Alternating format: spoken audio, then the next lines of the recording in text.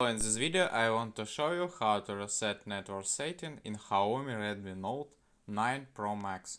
First you need to open the setting on your phone, then scroll down and find the connection and sharing.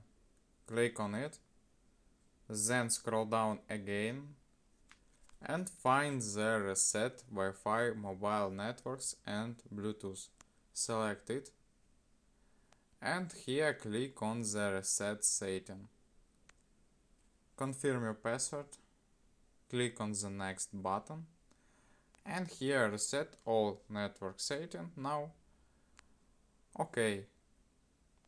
And this all. We reset network setting in Xiaomi Redmi Note 9 Pro Max. This all for today. Goodbye.